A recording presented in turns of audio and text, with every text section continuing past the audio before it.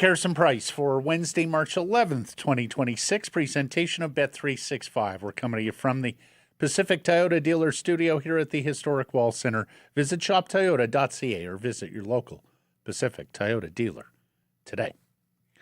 I'm Matt. He's Blake. Mike and all his trophies, hitting switches and conducting things. Welcome to the program. Yes, indeed. Welcome to our humble abode here. We got a lot of drama on today's show. Hopefully there's no more drama on this desk, but there's a lot of drama. Could go off. Yeah. Lots in the final segment. My goodness. So much drama in the other parts of the world of sports. But there's drama yeah. Our poll questions got drama attached to it as well, though. Let's get into it. Who's to blame for all those who quit the Canucks? Ownership management? A losing culture? Elias Pettersson, the quitters themselves. You can vote at the Harrison Price X and YouTube channels. This is not a direct reflex to the Conor Garland goals, by the way. Yeah, that's straw breaking the camel's back here that led us down this road. But it goes back way further than this. Everybody remembers the last few back checks in the JT Miller era of the Vancouver Canucks. Matt, I haven't seen you skate. I think you could back check harder than JT Miller did. High center of gravity, but sure. The try would be there. No. It's now clear when someone is done with the Canucks, they pull the chute, and they pull the chute fast. Before they're out of the uniform, though. That's the problem. Exactly. That's the problem. When they've moved on mentally, they ain't got anything left to give this organization. They're not bleeding for you. They're barely trying for you. You could make the argument on Elias Pettersson and his continued... Got the big money. Has been shit since. Rick Tocchet. Gone. Didn't want a part of this. Conor Garland. Pretty clear. And, you know, I think you can ask questions of other veterans that are on this team right now, Matt. Evander, DeBrusk.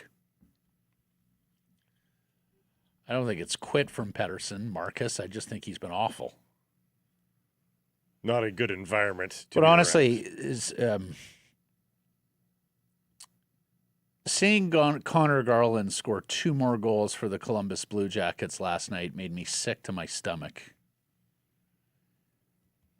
This was a guy who hadn't scored in 20-some games for the Canucks. Hadn't scored on a goalie in 30. And he's got two goal games out of the chute with Columbus. He even missed some games. A handful of games missed. And we got Quinn Hughes and it tracks back to when Hughes was traded. And Quinn Hughes is on this list, too. That's when the outage started for Garland. It's 37th assist in 33 games for the Wild. Folks, it's become very clear. He wasn't that good here. Quinn Hughes was not good in his final 25 games as a Vancouver Canuck. Not good at all. And he's the kind of guy that single-handedly can make a difference. It's almost like Garland made a business decision. I'm just going to stink out the joint here for a quarter season plus. They'll be forced to move me, and then I'll gear it back up when I get to my new hood. So, again, that's the evidence. The question, though, the poll question remains. Who do you point the finger at more, though, in this occasion? I think a lot of people, Matt, will side with players. Yeah. A lot of people will side with players and say, look at what they've been surrounded by. Yep. Look at who they've been coached by. That's the early going on this poll question. Yes, the ownership and management is getting the lion's share of the vote. I blame the quitters themselves. Because here's the thing. There may be things going on around you in a professional sports environment that don't make it as joyous or as fun to come to the rink, that dampen your enthusiasm, and have you questioning the organization's future direction, whether or not the coaching staff, the management team, ownership have the goods to provide a winner. I get all of that. But even if all of that is going against you, it is your professional responsibility to show up and put a good effort forward every time you're on that ice, whether it's games or practices.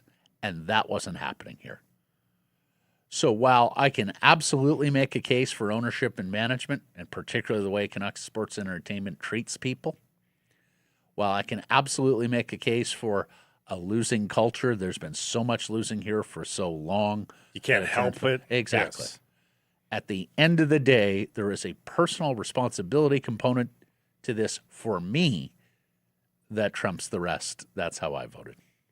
Yeah, I mean, again, people can say all of the above all they want, but we're asking you to point to the biggest component there. And there is ample evidence of good players on horrific teams. Macklin Celebrini was a teenager last year on a terrible San Jose team. You didn't see him giving up. Connor Bedard in his first, the dawn of his career here, played on a pretty bad Chicago team. Not giving up. They're not jaded veterans, though. No, but he was surrounded by a bunch of veterans that also were not jaded. Yeah. Captain Nick Foligno was not jaded by the losing there in Chicago. I saw Jeff come across this tweet from a Blue Jackets fan account.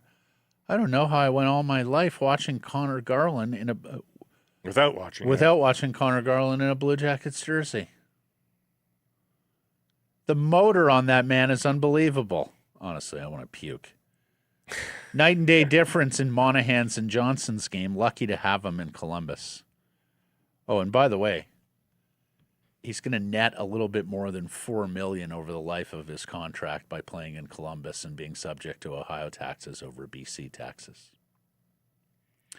But tax rates is not a thing in the NHL, okay? Like, just before you go there. Well, he didn't control the trade, though. No, I know that. I'm just saying, for those who continue to argue that tax rates are not a thing, bullshit. Anyways. The downside is that we know what good Conor Garland looks like. We know what trying Conor Garland looks like. Mm-hmm. It looks like the last two games in the Columbus Blue Jackets jersey. Yeah. It looks like his first couple seasons in a Vancouver, or the last few seasons in a Vancouver Canucks jersey. Yeah. It was not what we saw this year. It certainly doesn't look like the last 30 to 40 games as a Vancouver Canuck. No, there wasn't that kind of try. 50 games this year for the Canucks, 26.7 goals. He's got 4 in 3 games with Columbus. Could take him 10 games to equal the output, maybe. We'll see. Yeah. Can he get 3 goals in the next 8 games? I'm going to guess he You voted probably who? Can. I it's boring, but I'll vote. I'm the same as you. I mean, ultimately, that's the biggest piece of this puzzle. That's right. Everybody's got a piece of the puzzle, but that's the biggest piece. For me. You're in control of you. We put that to our guests today. They vote differently. Stay tuned. Our top story today brought to you by Yellow Dog Brewing, Neighborhood Brewing, Foolish Winery. Term, you say? They want term? We've got term. Lots and lots of term. Elliot Friedman on his 32 Thoughts podcast says he thinks term is going to be a big thing teams are searching for in trades and will pay a premium for it this summer when the trading season begins in advance of the draft in June. That was not the case at this trade deadline with Conor Garland, but it was for others. Calgary with Nazem Kadri, to Colorado, Detroit, Justin Falk from St. Louis, the Islanders, Braden Shen from St. Louis, and some of the other players with term who moved last week. Only the Canucks seemingly didn't reap the benefit of term on the player they were peddling, Conor Garland. And we talked about this last week. Yes, there were teams out there on the market for whom term was not advantageous. Maybe it's because they have some of their own big money free agents to re-sign, right? They want to get that business done first. Maybe it's they don't believe in the lifespan of the player over the contract term length remaining. But Columbus was not one of those teams. Columbus, and I believe Don Waddell even said this to Donnie and Dolly, Columbus was a team that understands it is not going to be able to attract plum free agents, not that there's many plum free agents on this market, and wants cost certainty. Remember, we shut down this league for cost certainty once, right? Cost certainty matters to a lot of teams. So for a player like Conor Garland, a support player, we've got cost certainty over, we know how long, 6 more years. That was viewed as positive, or at the very least neutral from some teams. And I think that's going to be the case going forward. I think Elliott is right. The free agent market lost Nick Schmaltz today. We'll talk about that in a moment. The best free agent amongst forwards is Alex Tuck. The best amongst defensemen is the very late blooming right shot Darren Radish defenseman in Tampa Bay. So it's not like you are going out there, and there's not many teams that are going to be going out there and spending tons of money. Now, they may be overpaying for middle-tier players. We do wonder whether last summers of discipline by NHL GMs will go out the window with the cap taking yet another jump this summer. But I think Elliott is right because, of course, a lot of these players with term signed their contracts at a time when the cap was flat. And so there wasn't as much money in the system, not as much money to disperse to some of these players. And Blake's been talking about this for some time now. One is going to have to reconfigure their brain to what a $6 million player is going forward. Because a $6 million player not long ago is a bona fide top-line winger or top 6 winger, top 3, top 4 defenseman, something like that. No. That's the price point now for that middle tier of players going forward in a new cap environment. So for the Vancouver Canucks, if term is something teams are looking for, Elias Pettersson, Brock Boeser, Jake DeBrusk, even Marcus Pettersson. And what helped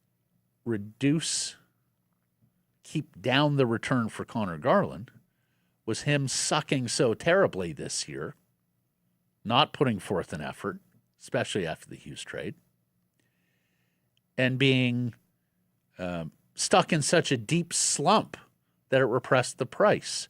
You can only hope, if you're a Canucks fan, that Elias Pettersson, Brock Boeser, Jake DeBrusk, and Marcus Pettersson have a strong close to the season here, the final 18 games, the final quarter, so that maybe they get a little more attractive in the eyes of other general managers on the trade market in June.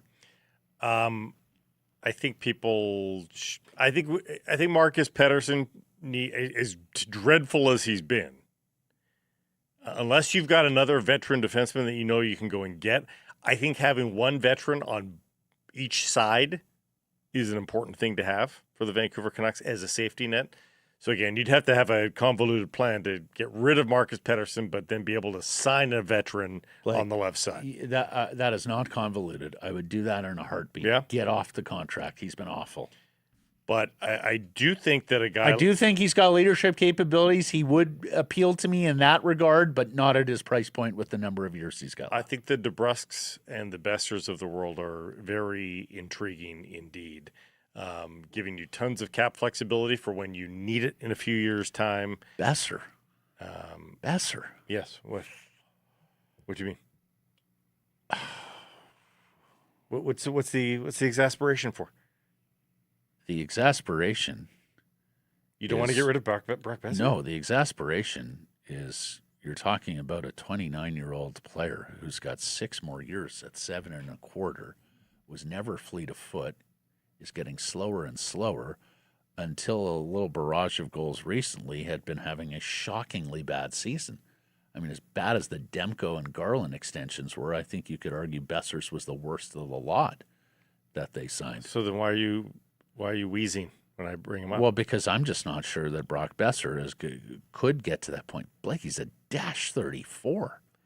Like, we used to say that, Brock is at least a smart hockey IQ guy, and so in that regard, you can trust him defensively. And I know plus minus is an imperfect stat, but he's a full 9 worse than Tyler Myers, who's now gone. The next worst Canuck on plus minus is Elias Pettersson at 19. I mean, Brock's a full -15 worse than that.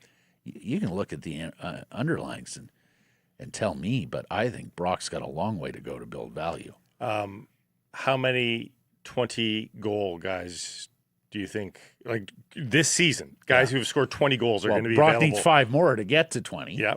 But how many 20-goal guys will be available as unrestricted free agents on July 1st? It's not a big list. It is not a big list. It's Alex Tuck, that's for sure. And it's guys like Alex Ovechkin. What does that even look like for Alex Ovechkin? That's a pretty limited market. Let's see. Charlie Coyle may get there. Mantha is already there with 24 goals. Mm-hmm. Victor Arvidsson will probably get there. He's at 18. Tarasenko may get there. He's at 16. Bobby McMahon on 19 will get there. So, yeah, Roslovic's got It'll 17. be under 10. It'll be under 10. Yep. That's probably, I would set the number about 10. Yeah. But then a bunch of those guys won't be moving anywhere, like Malkin and Ovechkin and stuff like that. So they'll be, is Kopitar close? Malkin's got to get 7 more to get there, but yes. So my point is, it's a poor lot anyhow. Mm-hmm. And again, back to the original point, like $7 million is going to be a third line winger in 3 years. Yeah. I don't know how you could watch Brock and not really worry about where the feet will be in 3 to 4 years. Like the difference with DeBrusk, Pettersson, Garland for me is I don't believe the physical skills will so diminish that I view the contract going forward as a total anchor. I would worry about that with Brock. Well, maybe you pay for it to go away then. Oh, you can't be paying to make it go away. Well, I mean, cap space isn't an issue. He's a career Canuck. I don't think they would. Oh, we're not talking about a high price, but no, you're not paying for it to go away. I mean, those days are almost gone. It's going to be very few and far between the amount of times the teams are going to pay for someone to take a bad contract off their hands, because most everybody is going to have cap space. I mean, when you do see that, I think it'll be closer to the deadline with cup contenders who are really cap Think tight. about a team like a Chicago Blackhawks. They don't have many paths to ready-made scoring options. Well, they have young players who are still right, but they've got $20 million in cap space. The cap space means nothing to the Chicago Blackhawks right now. Yeah, something like that. Yeah. Anyways, we'll see where this goes. One player who got termed today was Nick Schmaltz of the Utah Mammoth. He was the highest scoring player available on the UFA market as of this morning, and he signed an 8-year extension with Utah, $8 million per. Utah did not land a plum center at the deadline. They had been rumored to be in on a number of the available centers, notably Robert Thomas in St. Louis, Nazem Kadri with Calgary. In the case of Schmaltz,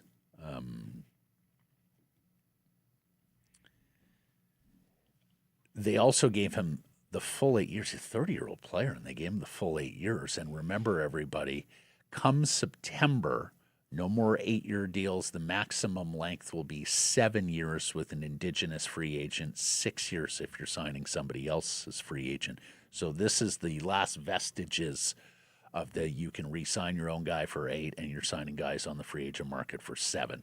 And what's that going to do to the market? And I'm sort of done trying to predict what the market does, because often the market zigs when you think it's going to zag. Well, I think it's going to have an effect on the market. Yeah. Well, and I think the one thing it's certainly going to have effect on is the RFAs that are out there, because they know there's an opportunity here for 8 years, right? Yeah. But both sides know that. Mm-hmm. Both sides know that. And, it's going to be interesting to see if players think, okay, but I don't have to commit for as long. I can probably get a larger cap hit by signing a short-term deal. Do I bridge this? I don't know. Yeah, teams are hesitant to bridge with players they believe in. The trend now is if you believe in the player, you go the full term. You reduce the cap hit as much as possible by spreading out the total value of the contract over the longest possible term. You tend to bridge with players that you're looking to, who have not yet won you over, where they still got to make you a believer. And then, of course, if they do make you a believer, you're committing to them being more expensive somewhere down the road. Yeah, we'll see. Mm-hmm. I think there could be some agents that see the higher cap hit and a chance for a second contract, because a lot of guys only get one massive contract, and that has been a little bit of a trend with Austin Matthews. Yes. Connor, although in McDavid's case, I think it's more about being able to go out and finish the different team. Yes, but yes, there is a little bit with those players who've got all the security already. They know they're great players. They know it's, and truthfully, like how many superstars have been, how many, forever we've heard, you got to get, otherwise you can get a career-ending injury. Like there's not been super prime players that have had their careers cut short recently here. Like there's not a long list. Like guys like Shea Weber and stuff like that, like they've had full careers. Like how many superstars recently have had their careers cut short due to injury? Not many. So, like, they always have said that, get the money while you can, lest you get injured. It remains the boogeyman for all of them, right? Because it's not just on the ice injury. It's, if a catastrophic injury on the lake in the summer, it's something like that. They're as much worried about. But there's not a lot of great examples of it. No, of course not. So, get paid twice. That's what I would suggest if I'm in that business. Would you like to hear about Yellow Dog? Mm-hmm. Is that why the pause? Mm-hmm. Mm-hmm. The duplicity Gewürztraminer could be appropriate here. In a typically sweet wine, this Gewürz from Foolish creates a contradiction of ripe fruit, but with a dry finish. Notes of beeswax, rose petals, pineapple, and grapefruit. It's duplicitous, even. You're a wine guy when you call it Gewürz. It's a Gewürz. I'm not a big Gewürz guy, but I'd be willing to try this. We are big. We are bigger on Gewürz. Yeah, we like the sweet whites. Mm-hmm. I don't have that refined palate for the drier. You couldn't. You don't think you'd be able to pick up the beeswax? Canucks home to Nashville tomorrow. We'll see if Evander Kane can play. 9 games short of 1,000 for his NHL career. And on the ice today, you got to help me on this one, Blake. He was back practice today, skating on the top line with Elias Pettersson and Drew O'Connor. Did we not just see examples of this trio, or at least Evander with Elias, not working? Who are you showcasing him to? Please, pray tell, Adam Foote, that Evander Kane is back on the top line with Elias Pettersson and Drew O'Connor. O'Connor's at least earned it. He's played well all season. But we talked about Höglander's looked better these days. Elias likes him. They're buddies. They have a little bit of chemistry. Höglander's the 13th forward today. Yeah, he actually had some try. As we talk about quitters on this team, the bottom line is not there for Höglander, but he's trying. There's a lot of try there. Rossi with Boeser and Ogren. Bluger with Carlson and Sassone. Of course, they've looked pretty good of late. They've been productive. Jake DeBrusk down on the fourth line with Aatu Ratu and Curtis Douglas. There's no chance Jake DeBrusk is happy after practice today. No. Playing with the tall timber and Aatu Ratu, who just got back into the lineup. There was no chance Jake DeBrusk is happy. Yeah. And I know you want to create reasons for people to go to the rink, and Curtis Douglas at 6'9" and 240 as a fighter is part of that. But, man, don't sit Höglander to play Douglas tomorrow. Come on. With the way Nils has played recently, You've got 6 more games after this one to put the freak show Douglas in and see if he can start a fight and get a rouse out of the Kane and paying Douglas thing public. is it's unexplainable. Like there's nothing that Adam Foote could say that explains why both of those guys are in the lab. It should be a one or the other scenario. Or why almost at Kane this is point. playing first line. Yeah, but he should be on the 4th line with Ratu and DeBrusk. Yeah. That's where he should be. Yeah, I have time. I don't agree with it necessarily. The Canucks have to get him to 1,000 games, but fine. If you feel there's an obligation there, he's so close. He's a Vancouver guy. That's fine. Well, but it you doesn't have say, 18 more, Blake. He only has to play half of them Yeah. to get to his 1,000. but it also doesn't say how much you have to play him in those games. Play him on the 4th line. You need to see the better players in good situations. Like if you ever want to get any value out of Nils Höglander, either for yourself or elsewhere, see That's what it. he's doing in a skilled But the position. other thing, Blake, is your organizational priorities. Getting Petey's confidence and joy back is pretty high up the list. Yeah, you'd think. Evander Kane's ice time in 1,000 games is pretty low on the list. Nils Höglander is certainly above the Evander Kane Getting Evander Kane priority. might, He's under contract. honestly, getting Evander Kane going might be the last item on the to-do list for the It may Vancouver well Canucks. be. Like, I can't It think of may well many be. things below that. You've got Höglander on contract 2 more years. Remember, you signed him the 3x3 Yes. deal. And early, too, you signed him. So- Anyways, I'm just so done with this coaching staff. The Abbotsford Canucks have added another college free agent. We talked about Big Austin Brimmer yesterday. Today it's Bennett Schimek, who Dave Hall says was one of his main targets in the college free agent crop. And you should check out Dave's article at Canucks Army, where he's got 8 different players listed there as NCAA college free agent targets. The gentleman you're seeing pictured there in the Penn State uniform, if I'm not mistaken, is J.J. Wybush, who has been a line mate of Weebush, Gavin yeah. McKenna. Weebush, sorry, has been a line mate of Gavin McKenna's at Penn State. Schimek wasn't as rated by elite prospects. We have Cam Robinson going on. He wasn't wholly familiar with the player, but I see Daniel G., also of elite prospects, said he was the 38th ranked guy in their NCAA free agent guide. A 6 foot, 187 pound right shot forward winger. He's from the state of Minnesota. He played at Arizona State. He was at Providence College before that. It was 13 goals, 43 points in 35 games this year. It's top 10 points. It was 15 goals, 37 points in 35 games the previous year. So he's got a good track record of consistent scoring, more assists than goals, but that's okay over the last couple of years at ASU. He's the Hobie Baker finalist for them. Yeah. I mean, apparently he's got a good motor. His battle is there. Not a physical player, but he tries to win pucks. His player profile looks pretty good. Yep. And again, Brian Burke's great line, found wallets. These are found wallets. If you got a chance to stop, pick up a wallet off the ground, it is well worth Used it. to travel too. Playing at Arizona State, they spend a lot of time in the air. I So suppose. not going to be. Hey, he played in an NHL rink. Yes. Well, they played in his. Let's be real. And look, college free agent season is upon us. Word of warning. It is quite rare that you see college free agents turn into top 4 or top 6 defensemen or forwards, but they can be useful as depth pieces.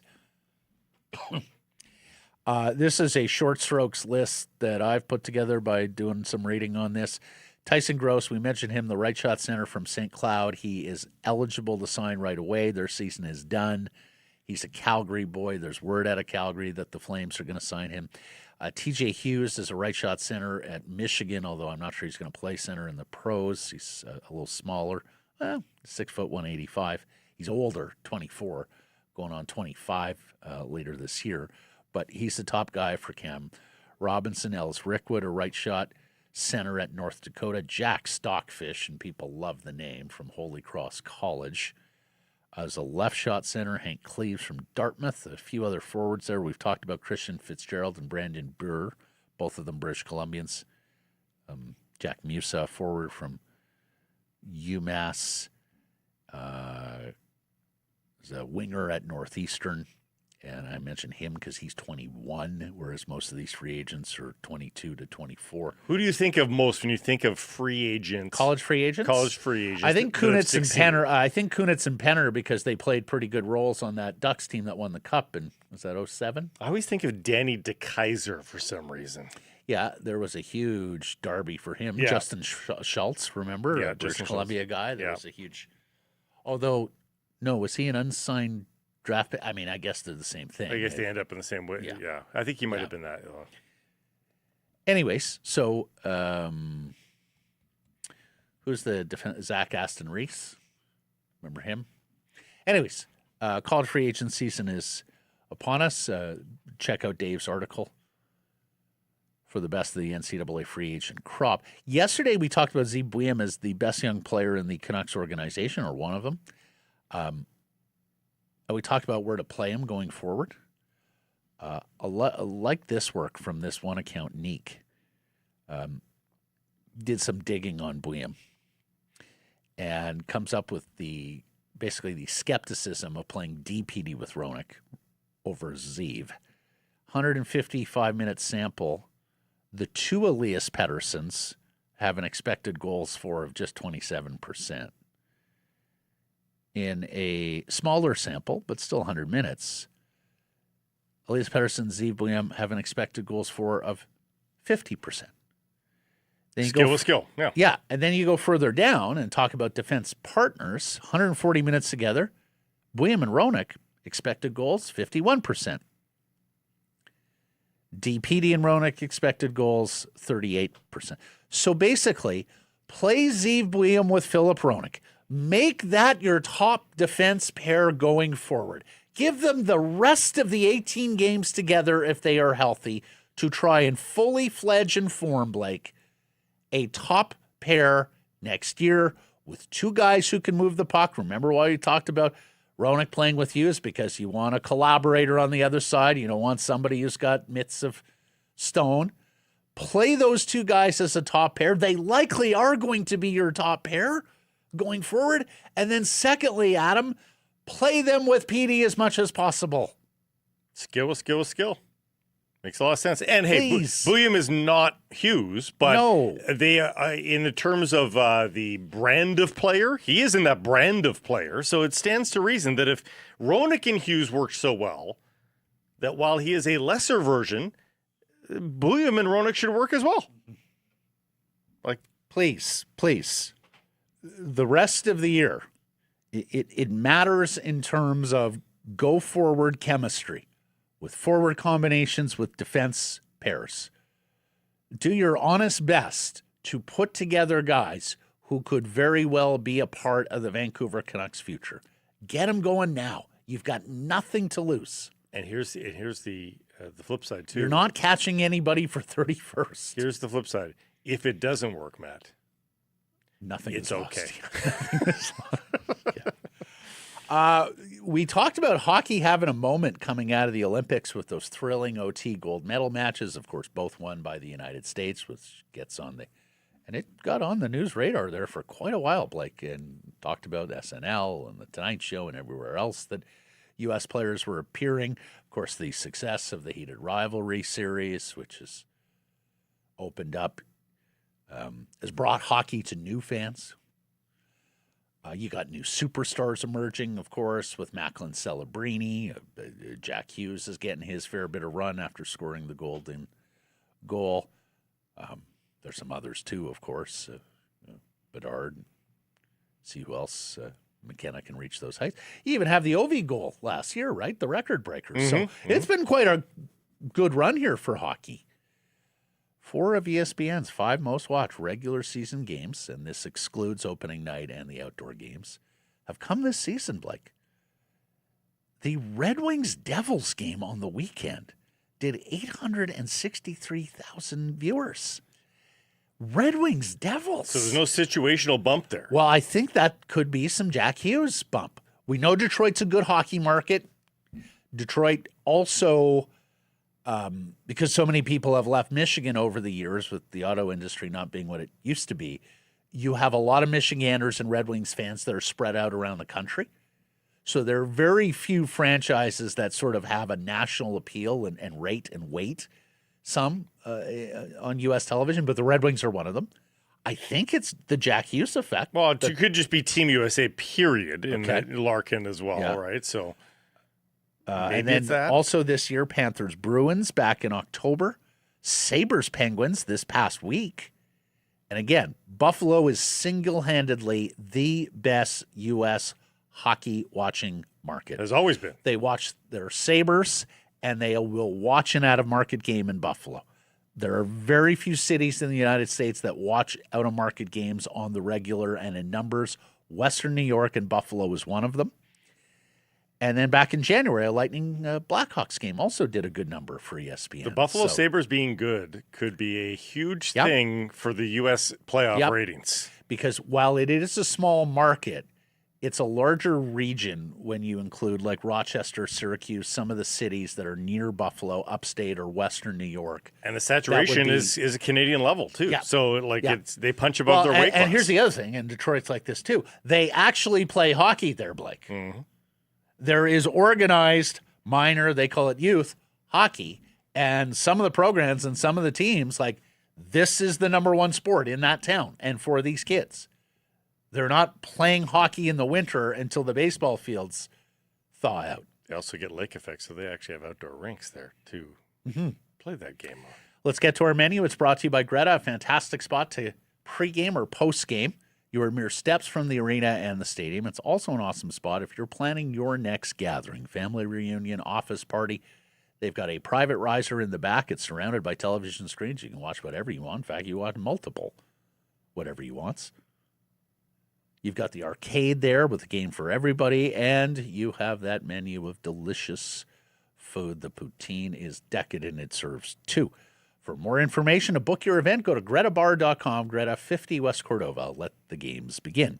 We'll be speaking with Cam Robinson here of Elite Prospects, looking back on the deadline, looking forward to selling these players with term. We'll ask him what to do with Teddy Bluger at this time. Who's the best young player in the organization? Then Patrick Johnston joins us. Talk a little bit about Canucks tickets and Canucks ticket pricing the rest of the way here. As we know, this is not exactly the hottest market. The secondary market, every time I tell friends what secondary tickets are going for here, they can't believe it. Mm-hmm. For NHL hockey, that's what you can get into the rink for. Yep. And then later, my goodness, you mentioned everything going on in the world of sports. Lots of soccer news with the Canadian men's national team. The Whitecaps have a big week with a couple of home games here starting Thursday. NFL free agency where the Baltimore Ravens, bait and switch. Seahawks lose the player. World Baseball Classic and the calamity that is the United States team there, as well as the Cal On Raleigh two fronts. Randy Yes. Arozarena business, which is just categorically stupid. The Golden Eyes continue to be right there, as Adam Foote would say, can't get a win. Victoria Mboko, she's right there. She does get wins. The players are starting this week, the so-called fifth major in golf. And an NBA player scored 83 points, and it only took him 36 free throws to get there. The number of controversies in the last segment, Davies' injury, the NFL trade that didn't happen, two fronts for Team USA on baseball, and Iran at the World Cup. Yeah. Like, there's 5 legit small s scandals Yep. in the final six. So Yep. stick around. Time now for our Bet365 bets of the day. I lost yesterday. I thought San Jose would go in and get a win against Buffalo. They did score some goals, but they did not win. So I had Canada in the baseball win, so got that Well one. done. I'm going to stay at the World Baseball Classic because that's my jam now. I'm a big World Baseball Classic guy.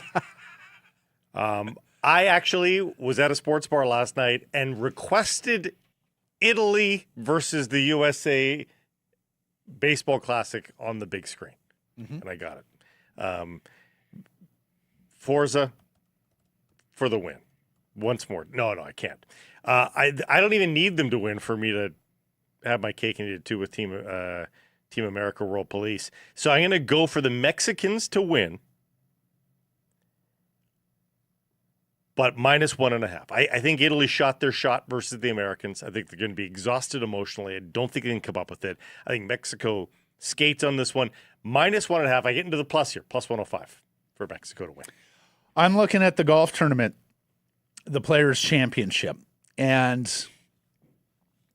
it's an interesting tournament because it has been won a number of times by guys who are right at the top of the world. Rory, Scotty, Tiger Woods. There have been some others who, as they were ascending right to the top of the golf world, Cam Smith broke through and won this tournament. Jason Day. This tournament has also been won by guys completely out of left field. Siwoo Kim at like 21 years old came out of nowhere to win this Later tournament. became a star, but yeah. Martin Keimer, who, people are like, okay, he's won a major or two, but KJ Choi won this late in his career. Tim Clark, the little South African, won this one out of the blue. Very international. All the way going back to our buddy Steve Ames, Vancouver resident, right? Who won this out of the blue. So I'm going to hedge here on both sides of the ledger. Akshay Bhatia, he just won in Orlando, Bay Hill. I love the fact that he's a lefty, too. He's up plus 4,000. So I'm going to put a nickel there. And we have talked about how big a struggle it has been for Corey Connors this year on tour. But here's the thing. This is a ball strikers tournament. Corey Connors is an excellent ball striker. He finished top 5 in this tournament a couple of years ago. And you're getting him at plus 7,000. So give me Bhatia. Give me Connors. I wonder if J.J. Spawn has got another tournament win in him, too, after winning the U.S. Open last year. He's plus 6,600. I'm looking at all three of those guys for the Players' Championship this weekend. This segment, a presentation of Bet365. Whatever your bet, it's never ordinary at Bet365. Download the app, get in on the game, use code NATION when doing so. Must be 19 or older. Please play responsibly. Cam Robinson, next.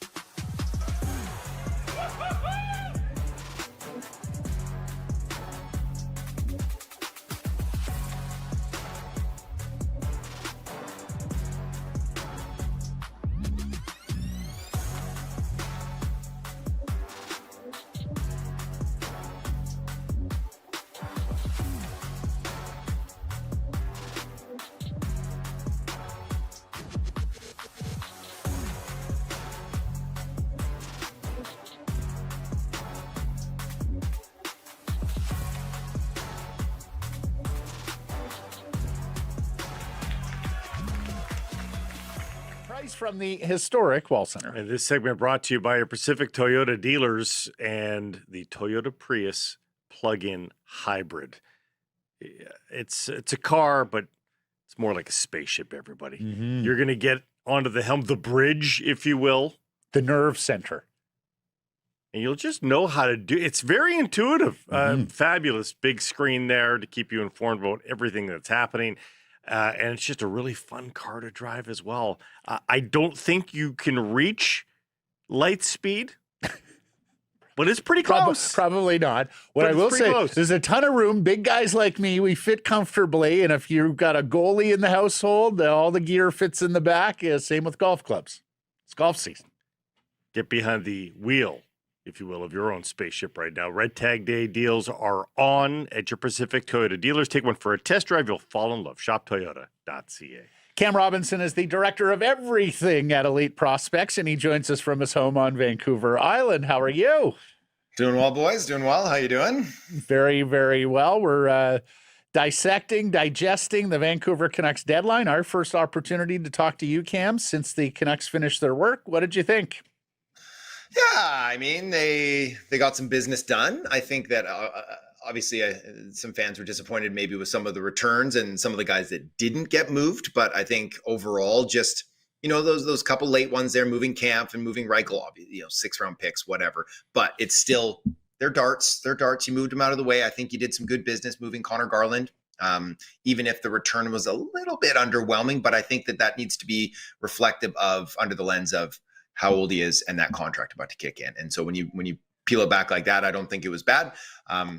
Tyler Myers, I thought, was a nice piece of business. And I think that their best trade probably was moving Kiefer Sherwood early. I think that getting out in front of the market on Sherwood was a good move by them, and getting a couple second round picks. One's going to be early. So overall, I think it was a passing grade by them.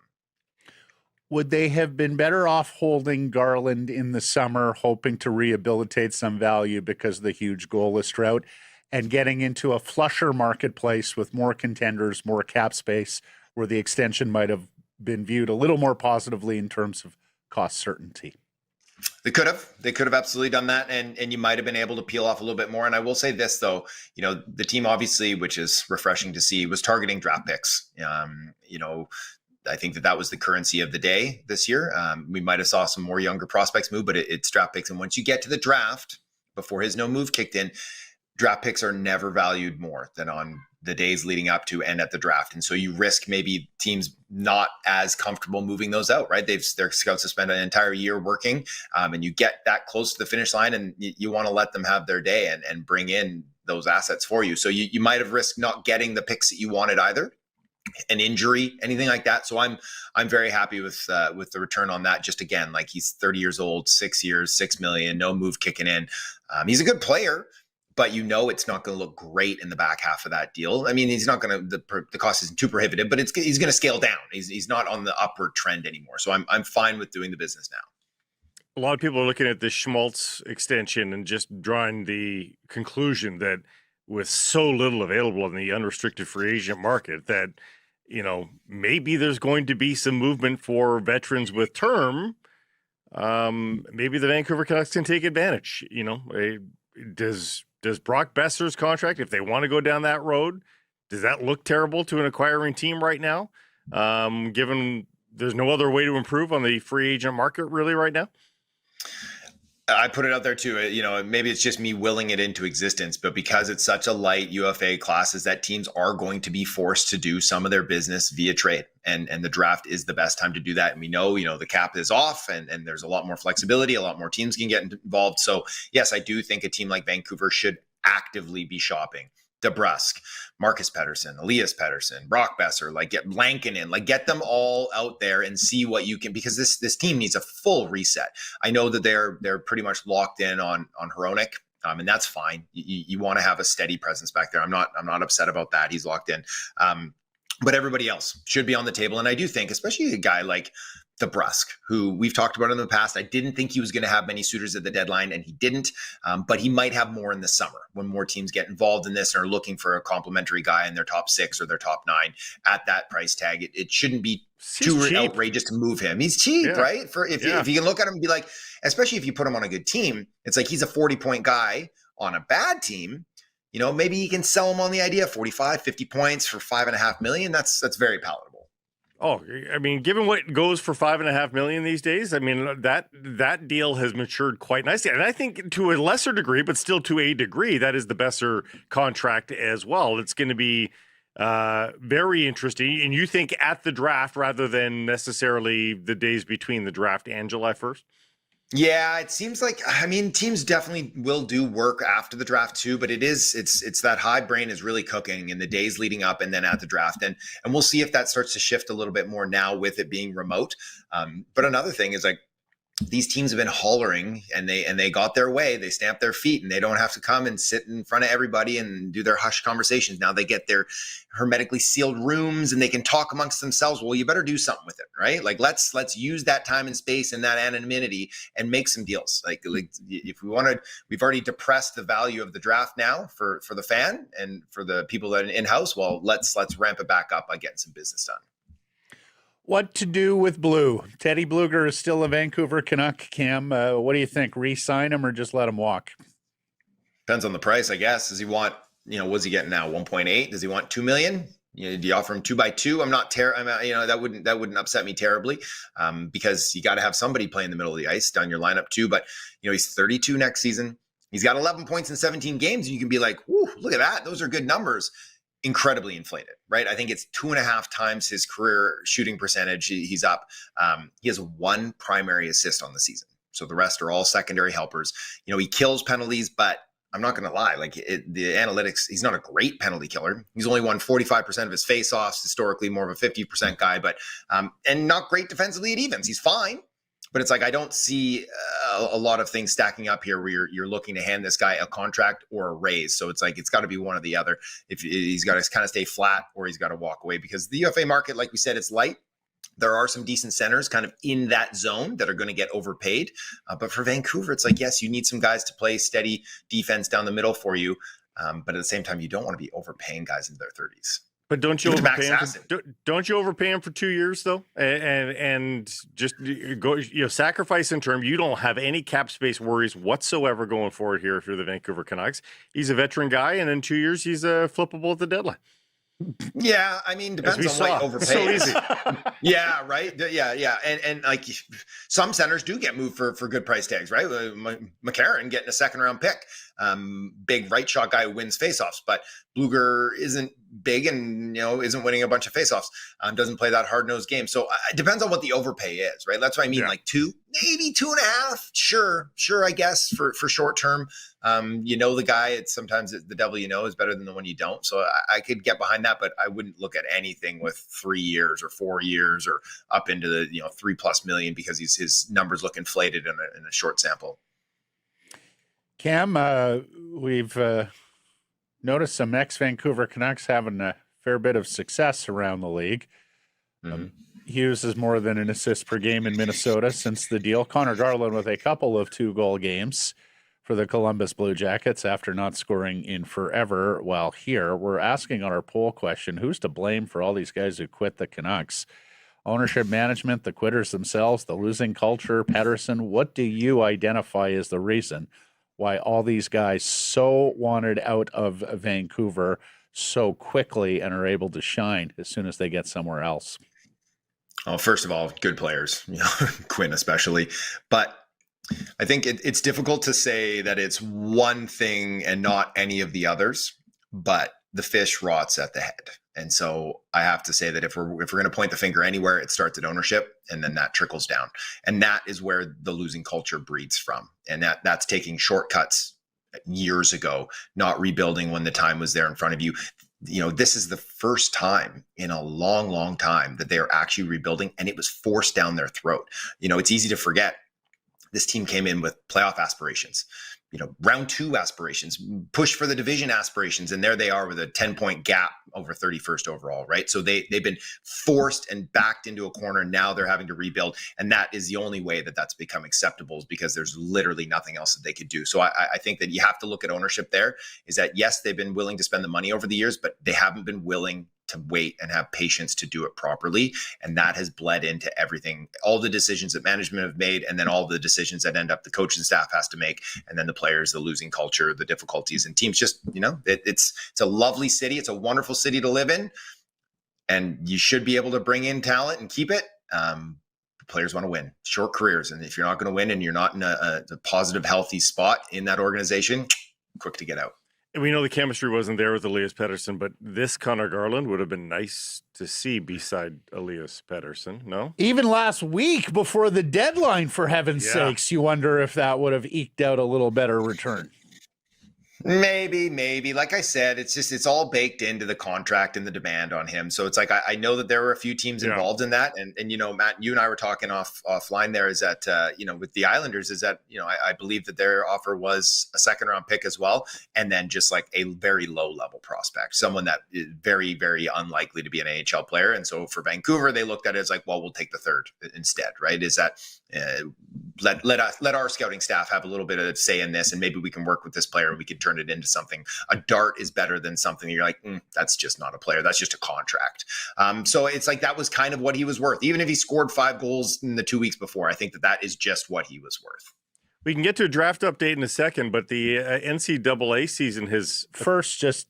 Did you hear anyone else on Garland? Because apparently at one point there was 8 teams, then it was down to 4 teams. We had heard a number of tire kickers on Garland. Do you know if there was another interested party, another potential deal to be made outside of the Islanders and Blue Jackets? I don't know about official offers being made. I know that, yes, I can confirm as well that several teams were checking in on him. I know that Boston had looked into him, and I was told that Washington did as well. So there was certainly interest. You have to imagine that Vancouver ended up taking the best deal available, which tells you everything you need to know about the rest of those teams that were involved too, the packages they're potentially offering. On the NCAA front, I think people are getting rightfully, I don't know if excited is the right word. I think people are anticipating the Canucks wade into that because they've got ice time to offer these players. And that's what these 22 to 25-year-olds want to see. They don't have time to percolate. They want to jump in and show you what they've got. Yesterday, Austin Bremer signed to an AHL deal. Today, Bennett Shemek, who might be a little bit more interesting. This is a well above a point per game guy out of Arizona State University. Our own Dave Hall, Canucks Army, had him on the short list. There are AHL deals right now, so they don't, count as one of the 50 contracts, which gives the Canucks a little bit of flexibility. But interesting choices. Either of those two guys stand out to you, and what's your confidence level in the Canucks wading into some of the big fish that are out there?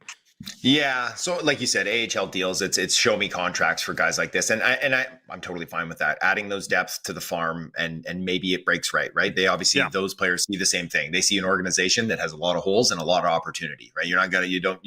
Typically you don't see the true cup contenders signing these guys. I do think that the Canucks are going to be heavily involved in trying to recruit some of these top free agents. And we've talked about it a couple of weeks ago. It should be very much noted that these players that come out rarely become impact players. But I do think that they are going to have, they're going to have their mitts on trying to get a kid like TJ Hughes, which for my money is the top available guy, even though, he's 25 years old.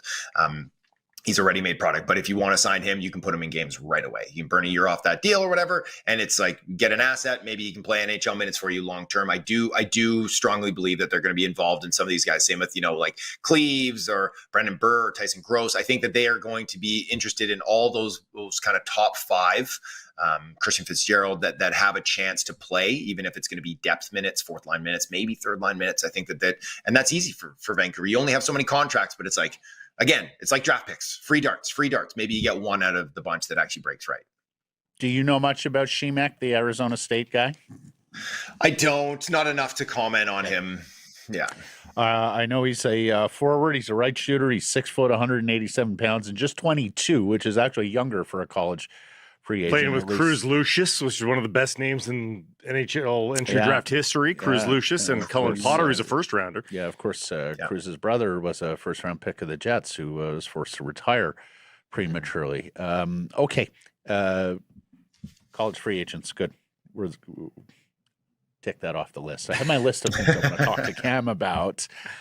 Yesterday, we were asking Mr. Robinson, Zeev William, is he the best young player in the organization? Would you rank someone ahead of him either right now or in potential?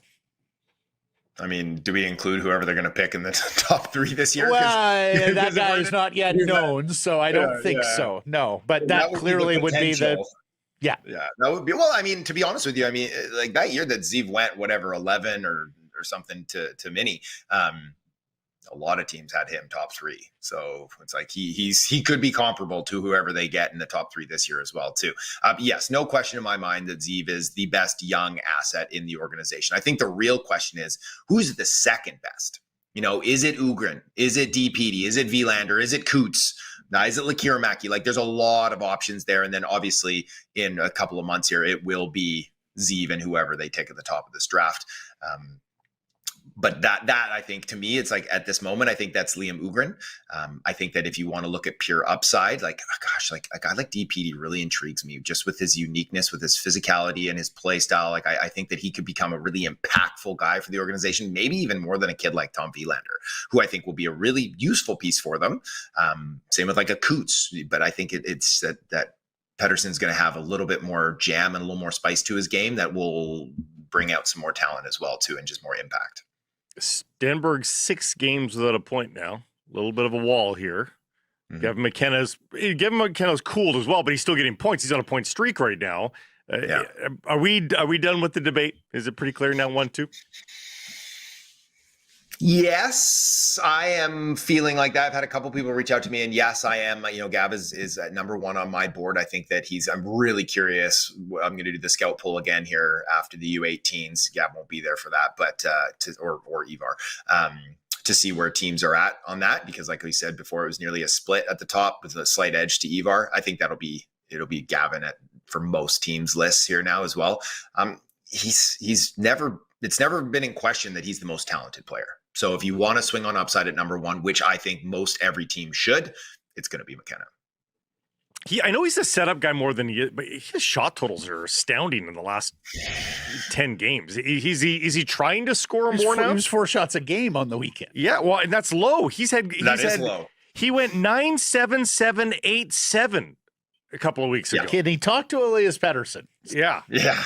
He's been firing the puck for sure. And you can see that it's with Penn State too, is that they don't have a ton of dynamic talent. And he likes to play the setup man, like, as we know. And so without kind of a pure goal scorer around him, it's like, well, I guess I'm going to do it myself. I like it. I like it that he's shooting the puck more. I think it keeps him involved in the play a little bit and kind of keeps him going and moving north in the right direction, rather than kind of like he would slow the game down a little bit, open up seams, make these creative plays, but still, like, he sent a nasty between the legs backhand pass for a breakaway the other night too. Like, his playmaking is through the roof. So if he can continue to evolve as a shooter as well, then now teams are going to have to respect that shot as well. And that's going to create more playmaking opportunities for him, and vice versa, right? A true dual threat producer is always going to be more impactful than like a pure setup man or a pure shooter themselves. He never played with the Ruck twins last year, did he?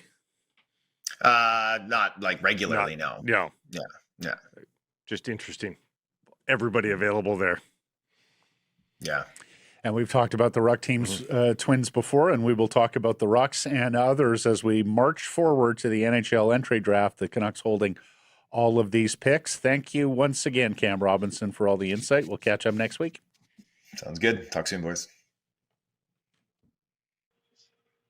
Cigars and Price from the historic Wall Center. We're joined by Patrick Johnston, columnist with the Province and Postmedia from inside the bowels of Rogers Arena. How are you? I'm good now that my camera seems to be working and my Bluetooth seems to be working.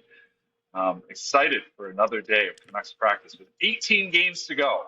They had no idea, Patrick, until you brought it up. But yeah, here you are, alive and in the flesh. I saw your column yesterday. Yeah. Nobody went to practice yesterday? Like, people there weren't many. I noticed that line about how, like, even the media decided to give yesterday's practice a skip. Yeah. Moving right along. Tickets. Yeah. Tickets. You say empty seats to be expected, but I don't know. Like, the resale market is so cheap. I think you got people who can't usually afford to go to hockey games who will be snapping those up. Yeah. Yeah. I mean, my question was, I never believe attendance numbers anymore, right? Like, they give you a number and you're like, oh, okay, yeah, maybe. I don't know how earnest they were, but I went and found this column from our old pal Howard Samura from this spring of 1999, where he revealed that the Grizzlies were outdrawing the Canucks at that point. And the Canucks were heavily, I mean, that's really the last time there's ever been a proper true rebuild, was that 98-99 season. And the Grizzlies were outdrawing them by 1,000. Yeah. Well, I remember Brian Burke used to say the Grizzlies work just as well as a night out for the family as the Canucks do, and there was some talk that having an NBA team hurt Canucks attendance. In that story, though, Patrick, you talk about the new way sports teams and the Canucks go about pricing tickets. Explain that. Well, I mean, when you're winning, it works, right? You're basically trying to take something called unified ticketing, and there's a couple companies out there that help a lot of teams do this. And I guess the way it works, it's a huge algorithm. Obviously, they take data from all over. They can see what resale is happening, and then they price accordingly. And of course, single game tickets have always been more expensive than a season ticket. And so if you're the Canucks, you'd rather control more of that pricing, right? So it used to be that a lot of season ticket holders would resell their own tickets for, often a substantial profit. And I've had friends over the years who've been able to basically pay off the price of their tickets off the tickets they sold. And my impression is that's harder and harder to do, partly because the Canucks, and again, the Canucks aren't alone in this, because how teams have recognized how to control the market.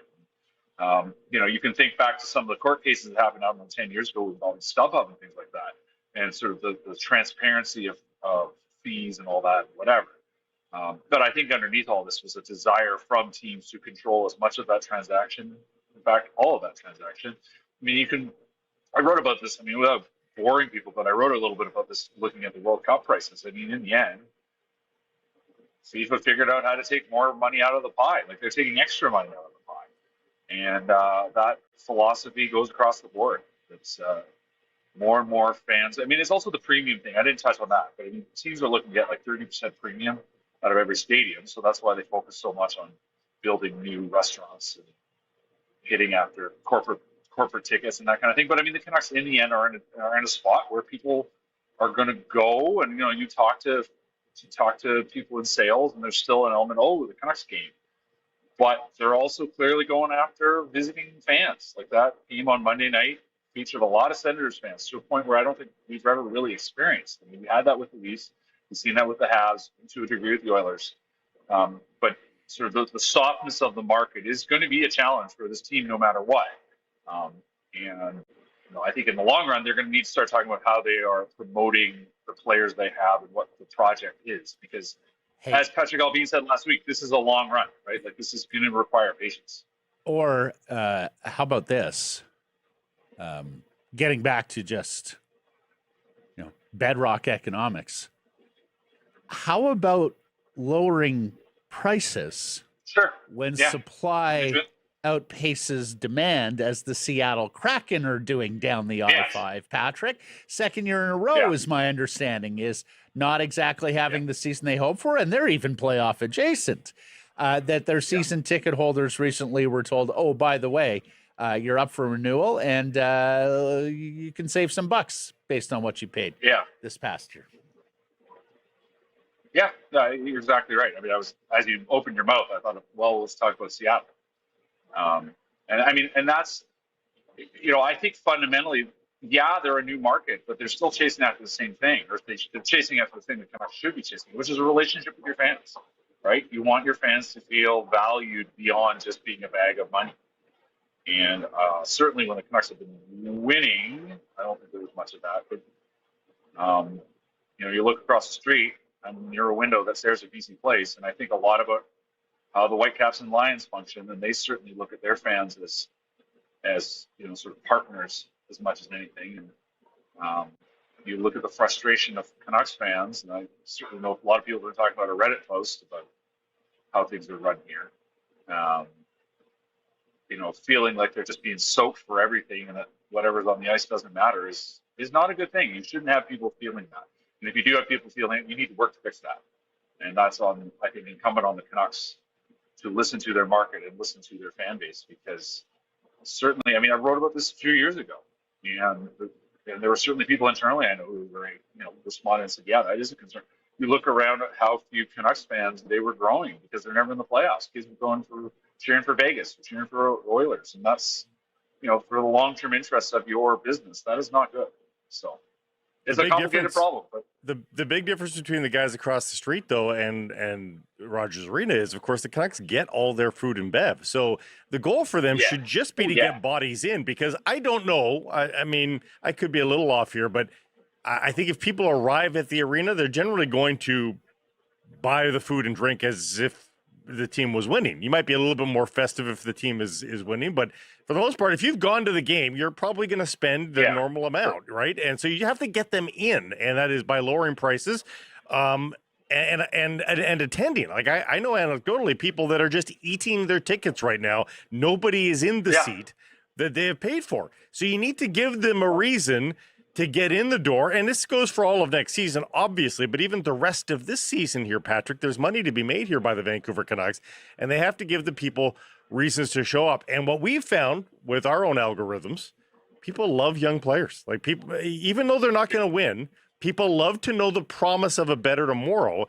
And I wonder how that affects, and it's not going to be the only reason they bring up a guy from Abbotsford, but it might be of help, and it might be of help in their NCAA free agent decisions as well, of bring in somebody that people will show up to see. Now, the first two guys they've signed, that's not going to happen. They're on AHL deals, but if they're able to land a Gross or a TJ Hughes, like maybe people will show up into their seats that they were otherwise going to abandon.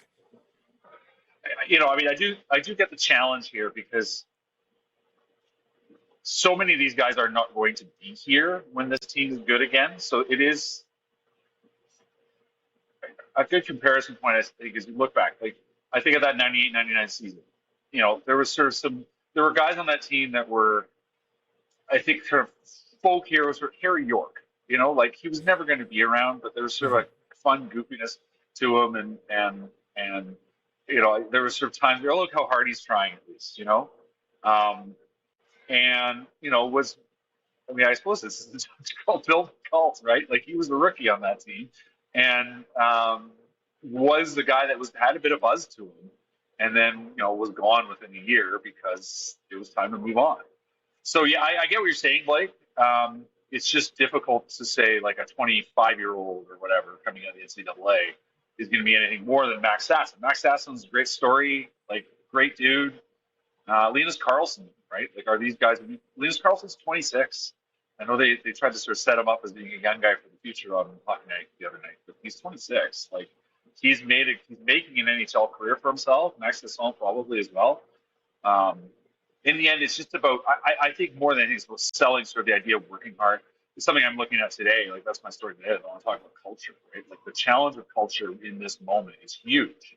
And as I wrote a couple of weeks ago, I guess it was before the Olympics, when I talked to Jason Strudwick and talked about that season again. Like, I'm going to be talking a lot about this 98-99 season because that's the last reference point we have. And just him recognizing that this was time, that the time is now for him to make it work. And that is culture. That's good culture. But the challenge remains, the team's not going to be very good. So you have to sell all kinds of other things that don't reflect how the team's doing on the ice. On the 98-99 bent, they, of course, started to make draft day chaos a part of that rebuild. Is draft day chaos possible here with this UFA class being so light? Are things setting up for the Canucks to pull off the same sort of hijinks? Well, I mentioned them the other day, and like, look at Pittsburgh. They got 13 draft picks this summer. Or was it last summer? Anyways, last summer they made 13 draft picks, and they're basically setting themselves up. Like, Canucks need to do that, right? They absolutely need to chase after picks, and they know it themselves. Like, you talk to management, they know. They openly talk about it. Like, free agency is not at all what it used to be. It is very hard to find anybody there. You're not finding stars. And so what are your solutions? Well, your solutions are trying to make trades, which they've done a bit of, and trying to add draft picks, which they've done a bit of. But they still need more. And in the short term, it's just getting guys in the system. And then in the long run, having extra picks gives you the ability, if you say land on a young star who juices your rebuild, you can start thinking about what those allow you to do in terms of adding players a couple seasons from now. So it's not just in the moment. It's setting yourself up with a budget that's bigger than you would have started with to find new talent. And that is what the Canucks need to be doing. There's absolutely no doubt about it, because there's not enough guys in the system to begin with.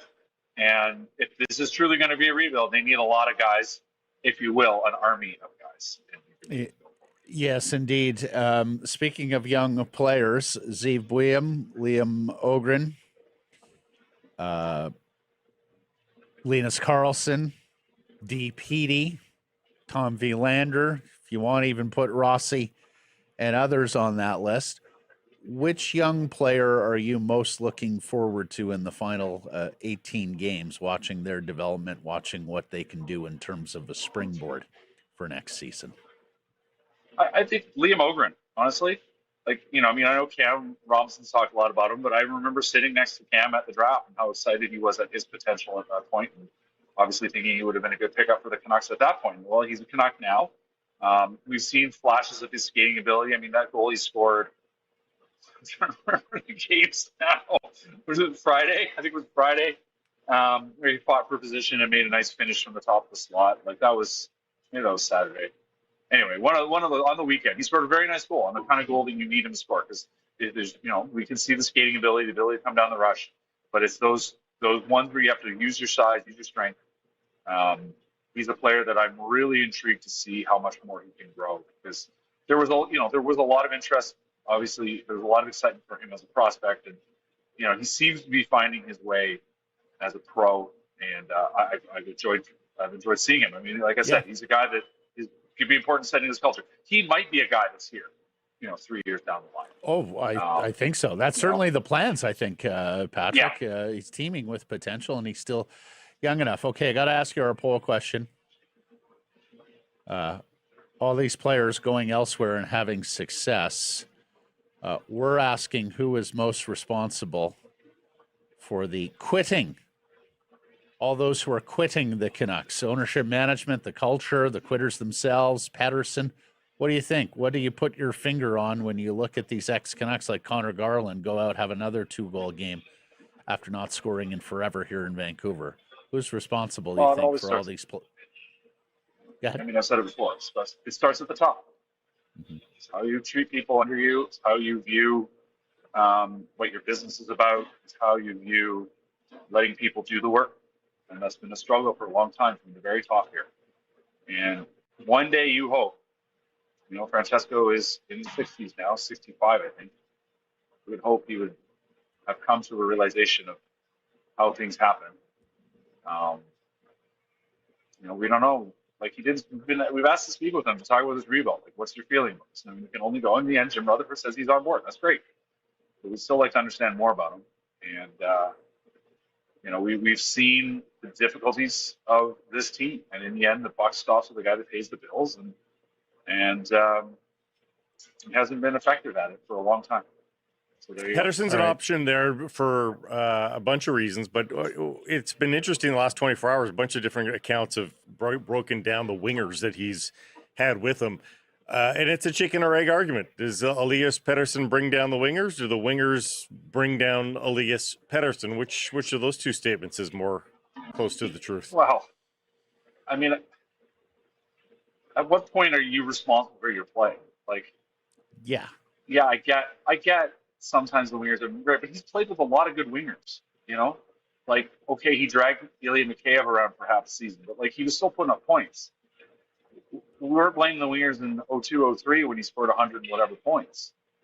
Like, he just got it done. He made the players around him better, and he's lost his way in that sense. And certainly, you hope he finds his way back. But it's just, he's had his moments. Like, listen, like, we still see flashes. Like, there's still great passes happening, and there's moments where he does attack the space with the puck.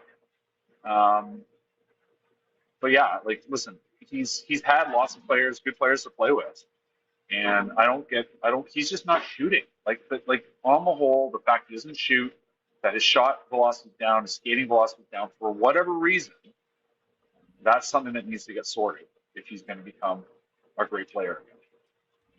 Okay, you got a practice to cover. Thank you for this. Appreciate it. We'll catch up next week. Stay warm. Take care, guys.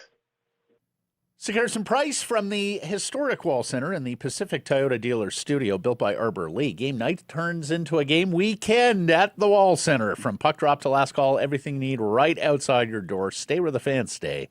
wallcenter.com.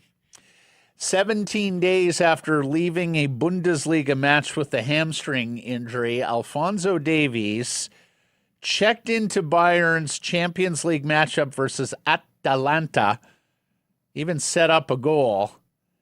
And then moments later, the Canadian men's national team captain exited the match in tears with another injury. Now, the good news, he was spotted walking off the team flight. The bad news, it is reports of a torn posterior thigh muscle. Canada next plays in 17 days, 93 days until the World Cup for Fonzie, the former Whitecap, to get healthy. Bayern has issued a release already saying it's a muscle strain in his right thigh and that he will be gone 2 to 4 weeks. There was some criticism of why he even entered this match coming off the injury because it was an unnecessary substitution. 5-1 lead late, and he comes on for a few minutes. The word is he desperately wanted to get on and What are you doing, rejoin Bayern? things. Like, honestly. And this, of course, is in the wake of them criticizing Canada last year for, guess what? Rushing him back from injury and playing him in a meaningless game in their estimation. So all the criticism that they levied against the Canadian side, they just capitulated and did the exact same thing. If they valued the player, they would have kept him on the sidelines. They would have said, no, we're not putting you in this game. There's no point. We don't need you out there. We'd rather you got a little more rest, continue the rehab. But no. Is Adam Foote or Mark DeRosa running that bench? Honestly, and Fonzie's got to learn something here too. Yeah. Yeah, great that you want to get out there and be with your mates. Great. But it is pointless to ruin your career over that want when you know another week or two. Or even less than career, Blake. Just the World Cup at home. Yeah. The news is better for Canadian center back Luc de Fougerolles, who partially tore ankle ligaments for his Belgian club on the weekend. Expected to miss 2 to 3 weeks, according to The Athletic, which means he could still play in Canada's March friendlies if all goes well. And speaking of the Canadian men's national team, a new shooter, and I do mean shooter, has emerged for a roster spot, likely vacated by Promise David, the striker who was out for months after hip surgery. Arabim Peppel, or Bim as they call him. Bim Peppel, a former CPL player with Cavalry, has been one of the hottest players in European soccer. He's up to 14 goals after getting 2 more with Plymouth Argyle in a 3-0 win in England's League One. So this is the 3rd division of English football. But he is expected to be called up for Canada's games against Iceland and Tunisia at the end of this month in Toronto. You got it. The numbers got too big. It was nice when it was at 8 goals in the first, few months of the season. And you thought, okay, it's actually accelerating now, and you cannot turn away from the raw numbers of this. So he's undeniable now. Yeah. So and he is really as meteoric a rise as Promise David was. Promise David exploded on the scene just like this, and he rewarded you, not necessarily with gross bottom line numbers, but he looks like he belongs at the next level. He was awesome in that game that you called last year in Toronto. Yeah. So I think you got to look at him at the very least. And you got to give him some time. And on to Fougerolles and Davies, by the way, park them. And I know clubs are going to push back on that because they're going to want to say, hey, we signed the checks. They should be playing for us. You know how players feel about World Cups at the best of times, much less players in host nations of World Cups. Those players are going to have to be handled differently. They want to play for their team. And you say, no, we want you to play on match day 39 of our regular season first? No. They've got to be healthy. And those players have got to take control of their own careers at this point. Sticking with the World Cup, Iran's sports minister has announced that country will not participate in the upcoming World Cup in the United States. This, of course, because of the ongoing conflict between Iran and the United States.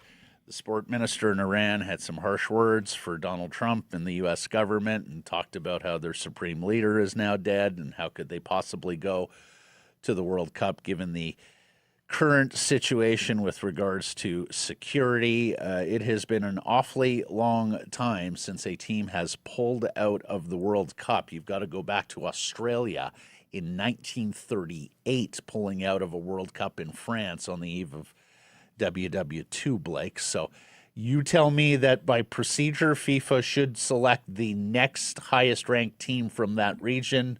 From the AFC, so that's Iraq and UAE, who are not in and of themselves totally extricated from the mess that is there now, right, as well. So, like, everybody's got a little bit of skin in that game right now because there's been bombs exploding everywhere. So this is complicated. It's really complicated. Vancouver Whitecaps FC face Seattle tomorrow in the first leg of the second round of the CONCACAF Champions Cup, 7 p.m. at BC Place. Return matches next Wednesday in Spokane because Lumen Field not available to the And remember, the Canucks play tomorrow at the exact same time. So if you're going to that match, do dinner first downtown somewhere. Plan accordingly. Get your parking. And I mean, not that it will be the biggest Canucks crowd, but it will still be 17,000, 18,000. Yeah. Or at least that's what they'll announce.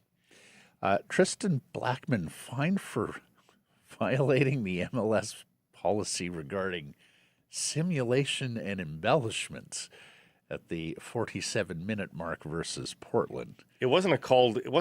Can one get suspended for simulation or embellishment? Like, I think it's multiples. I think multiples get you suspended. But it's a weird call because it didn't result in anything positive for the Whitecaps. They didn't make the call.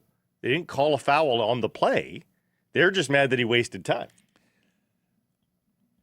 Like, if it's consequential, I get it. I just, if I was going to see a Whitecap fined for embellishment or simulation, I would have thought it to be an itty-bitty South American, not a big strapping American at center back. Yeah, who plays through a lot of pain, I think. Yeah, he does. He's kind of a tough player. I think it was just too long a time on the ground for their liking. And that's the first of two games that the Caps have this week at BC Place.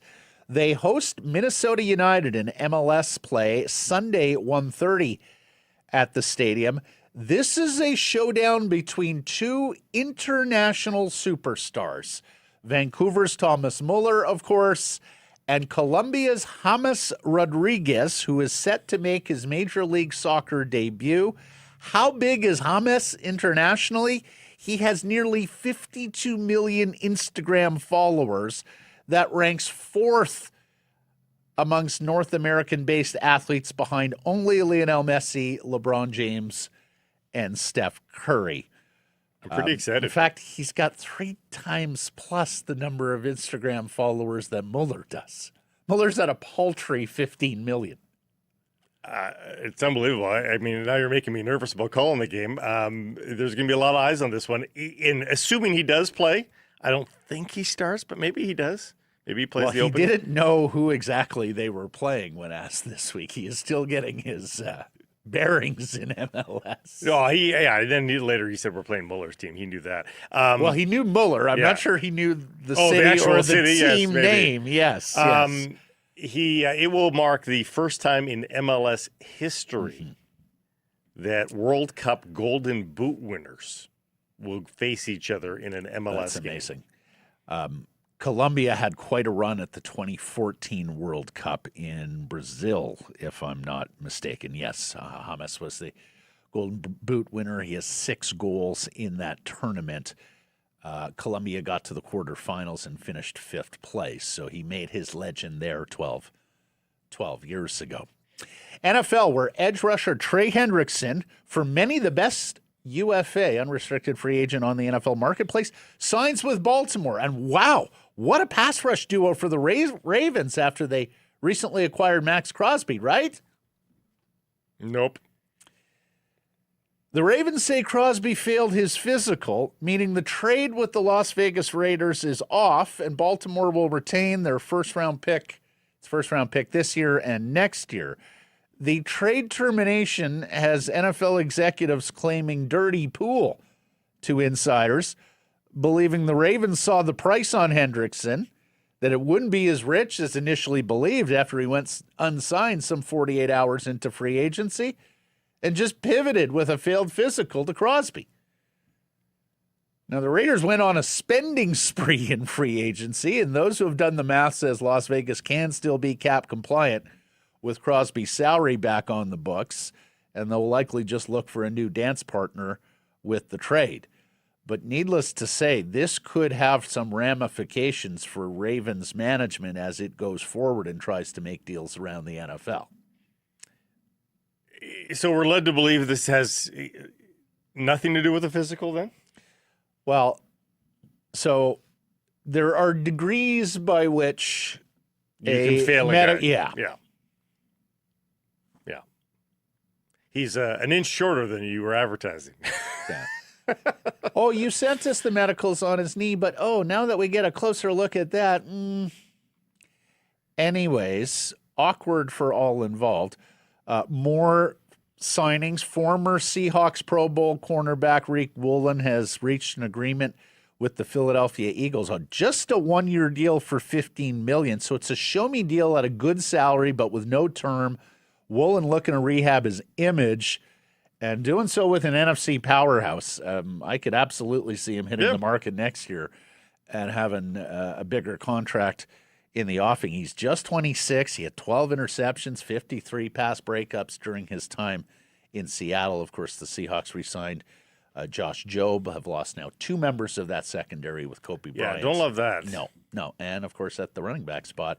And then former Raiders, Seahawks, and Jets quarterback Geno Smith is going back to the Jets, where he was a second-round pick in 2013.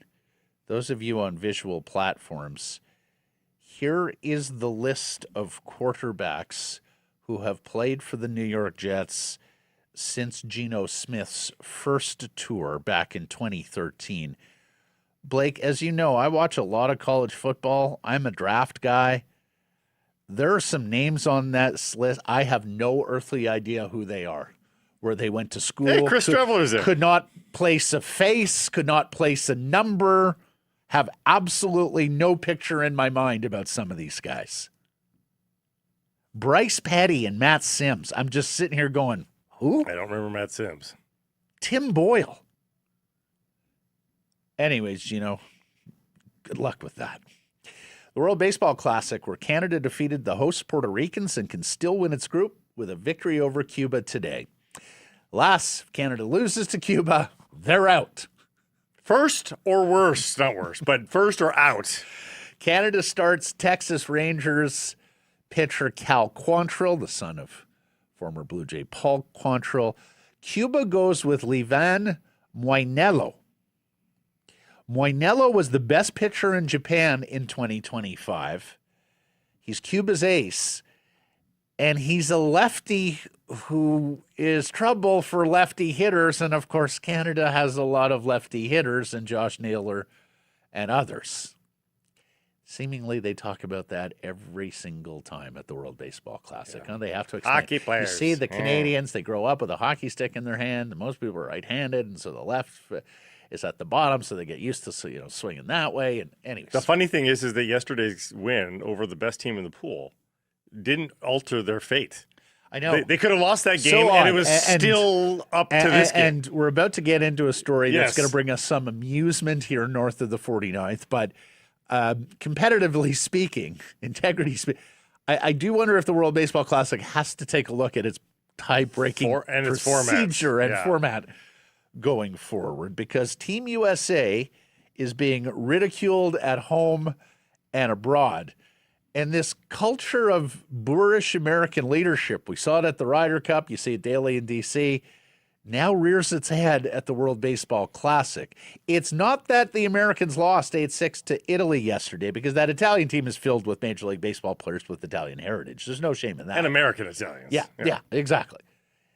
It's that USA manager Mark DeRosa thought the team's ticket to the quarterfinals was, quote, already punched in a pregame interview and managed the game accordingly. He went on MLB Network and said, it's weird. We want to win this game, even though our ticket's punched to the quarterfinals. Coach, your ticket wasn't punched. He didn't make any bench moves until the 7th inning. He started right-handed bats versus a right-handed pitcher. He didn't seem to know that runs scored served as a tiebreaker. He even admitted that the American team had a good party that extended well into the night after they won their previous game, thinking they were through. The quote there, the guys were dragging today. This is before the game. And again, it's one thing to lose. They could have lost and limited the damage. They had a nice run in the late innings. They scored some runs. But they were down 8-0. And Yeah. they showed no urgency to remedy that situation, despite the fact, again, the tiebreaker scenarios involved runs scored and allowed. So the Americans can be eliminated today on runs scored in the following scenarios. Those of you on visual platforms will see it. For those of you on podcasts, basically, if Mexico beats Italy by scoring 4 runs or less, both Mexico and Italy are through. And Blake, this presents an opportunity for the two teams, something that FIFA and UEFA have rooted out, manipulating the proceedings, right? Because they both know we are through in the event of Mexico winning the game by scoring 4 runs or fewer. And even without any manipulation, during the game last night, or maybe it was during the Canada game, or during either the Canada game or the U.S. game, the commentators were saying it's been a very low-scoring World Baseball Classic. Last night's game was the first sort of big score game outside of the Canadian opening win versus Colombia. So it's very, according to Hoyle, it's not within the palms of the realms of possibility that it's a 4-2 game, and if it's a 4-2 game for Mexico, then the U.S. is out. Okay, so there was that, and then there was this out of the theater of the stupid. Following up on that Cal Raleigh Randy Arozarena story, and this one may come down to American Borishness too. So apparently Cal Raleigh told his Mariner teammate Randy Arozarena not to go in for a handshake when he stepped to the plate during that USA-Mexico game earlier this week. That's according to fellow American catcher Will Smith, because Raleigh was quite brief in his comments yesterday. So Will Smith said, Cal told him, don't do it, Randy. And Randy walked up to the plate and extended his hand. As you know, Raleigh didn't shake it. And Arozarena had some very harsh words about his Mariners teammate post-game. Cal is now downplaying the issue. Quote, there's no beef with Randy. I love him. He's my brother. He said he's already talked to Arozarena to clarify the situation, talked to Dan Wilson, the manager as well, Seattle's manager, who said he's not concerned. Cal was asked about fraternizing with opposing teams in the WBC. That's what this came down to. Quote, I have a responsibility to my teammates and the country to be focused and locked in. And like I said, there's no harm or bad blood. There's nothing behind it. It doesn't matter who's on the other side. We later learned he reached out via text. They didn't actually speak. He only took one question. He wouldn't say what that responsibility was, and then went on to say, I hate that this is a thing. I love Randy. I have all the respect for him. Well, I'm glad Big Dumper is locked in and focused, because his manager sure wasn't, and the team sure isn't. And his responsibility, Tarek Skubal pitched one game for the Americans and then bolted back to Detroit Tigers camp.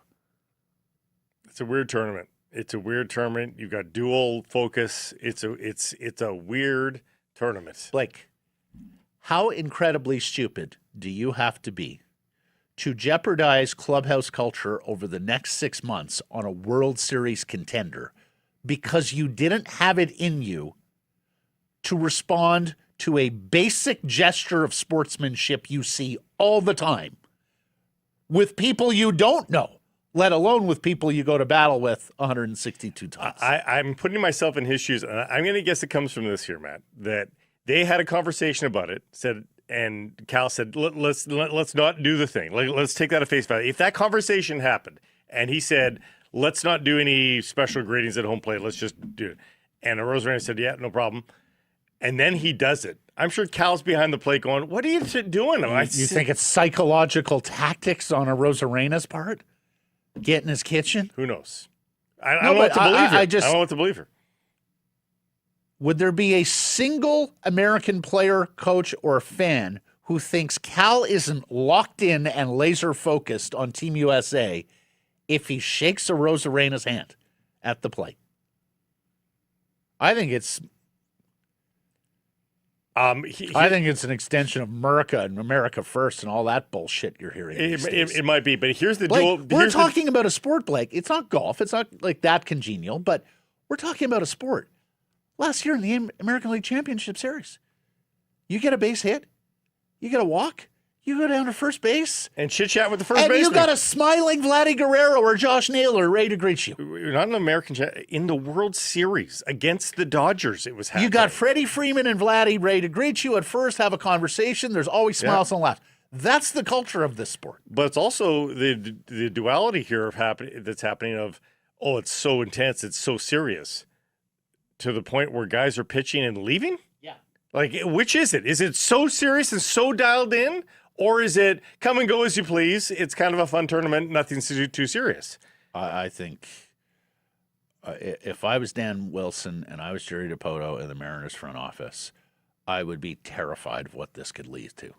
Because if Rosarena won't let it go now, you've got a real problem in your clubhouse. Again, it's not like hockey lines and defense pairs or offensive lines, secondaries in football where, on between the lines chemistry matters as much in baseball.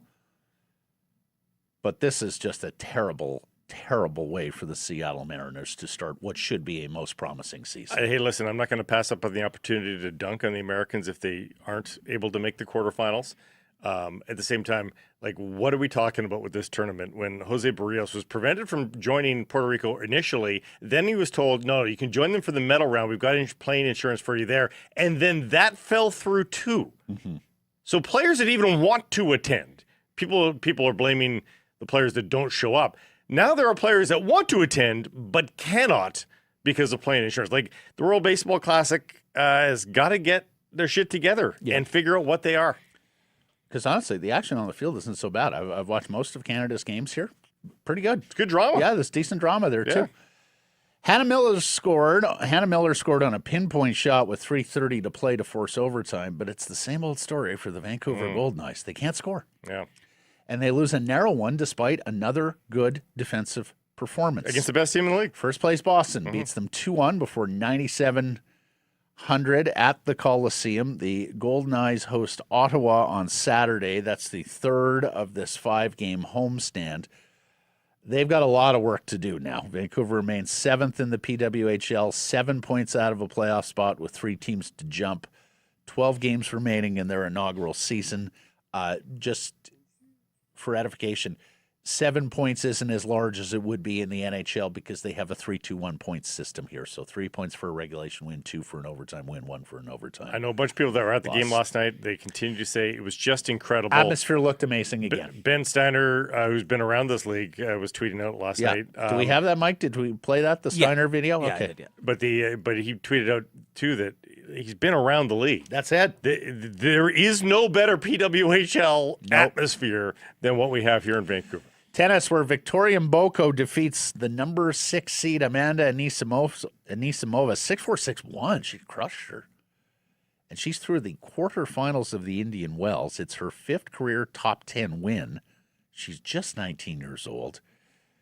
She has her derby next. Arena Sabalenka, the number 1 player in the world. Yes, we know Arena has stood in her way in the past. Felix lost to the 30th seeded Frenchman, Arthur Fees. One too many fees. Yeah, so Mboko, Mboko remains the last Canadian standing. Get used to that phrase. We have said it a little bit, and I think we will be saying it a lot more as Vicky goes forward in her promising career. I mean, the sky is the limit there. Rory McIlroy, the number 2 player in the world, the defending champion at the so-called 5th major on golf's calendar, the Players' Championship from Ponte Vedra Beach, Florida. So he was going to travel from his home in South Florida up to North Florida in TPC Sawgrass today. See how the back responds. He had to pull out of the Bay Hill tournament last week. He's scheduled to play in a group with Xander Schauffele, Hideki Matsuyama. Of course, Rory won this tournament last year, went on to win the Masters, complete the career Grand Slam. Scotty Scheffler is a past champion of this tournament. Scheffler's leaking a little bit of oil here. Did not look great at Bay Hill. Coquitlam's A.J. Ewart makes his player's debut alongside fellow Canadian rookie and countryman Sudarshan Yelamaraju. Abbotsford's Nick Taylor is in the field, as are Corey Connors, Mackenzie Hughes, Taylor Pendrith, rounding out the Canadian contingent. And Blake, a record-setting night in the NBA last night is Miami's Bam Adebayo scores 83 points, the second most points in a game in association history. However, there is a lot of quibbling about the way he got to 83 points. As there was in the Kobe game and the Chamberlain game. This comes up every single time. He became the first ever player to score 70 while shooting under 50% on field goals. He was 20 for 43. He attempted 43 free throws and made 36 of them. Both are the most ever in NBA history. He played 42 minutes, and his team was intentionally fouling to prolong a 30-point blowout. You can take a look at some of the other 70-plus games and how many free throws were made and attempted. Kobe had just 18 in his game of 81 against the Raptors. Luke had just 15 when he scored 73 not long ago. Blake is right. And I saw somebody tweet, there have been no ethical 80-plus games in NBA history. The Will Chamberlain 100-point game, the Kobe 31. Chamberlain just parked himself in the key and got fed all night long. They extended the game too. Blake. Yeah. There is this, though. An amazing facet to Chamberlain's 100-point game. In 64 years, no two teammates ever totaled 100 points, Blake. Yeah, that's Not crazy. Jerry West, Elgin Baylor, not Jordan and Pippen, Shaq, Kobe, Bird, McHale. Like, take your two superstars who were on a common team. None of them had ever combined for 100 points in a game until last night with Adebayo and Fontecchio. And I don't even know who Fontecchio is. But you're in history now, kid. My favorite part of this Adebayo story is he is the second best player in his home. WNBA superstar, four-time MVP Aya Wilson is his girlfriend, and she's a little bit ticked now that he has this on her. He was a 19-point-per-game scorer going in last night. He is more known for his defense than his offense. So bumped his average up by almost 2 points per game with one game. Yeah.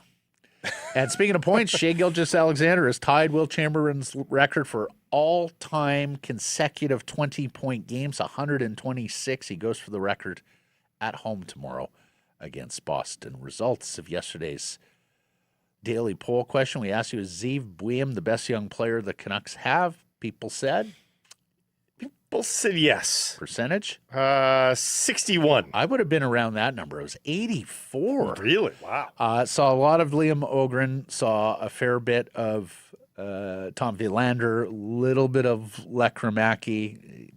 Some people went Linus Karlsson. Not young player. Not a young player. And errors and omissions from yesterday's program and beyond. You asked if Inter Miami won over the weekend. They did. Jeff said that Elias Pettersson is 4 coaches clear of Travis Green. He is 3 coaches clear of Travis Green. Boudreau, Tocchet, Adam Foote. And apparently I called Jeff Jake. Blake thinks it's because I was looking at him, and so I conflated the J with the Blake that got Jake. There's a couple of Jakes who work on Rinkwide. We were talking about Rinkwide at the time. Jeff thinks I may have just blurted out Jake instead of Jeff. But I do know his name. I do know it's Jeff with the J. I do know it's Patterson with 1 T. Thanks for joining. Grammer's Baker. Yeah. Thanks for joining us, everybody. Yes, so are names. Appreciate you spending some time connecting with the program. Please do subscribe to all our assorted channels, YouTube, and wherever you get your podcasts. Follow them on social, X, Insta, Facebook, TikTok, YouTube, Blue Sky, live on many of those platforms, noon Pacific time weekdays. And, of course, please do support the community sponsors you hear us talking about. Keep it local.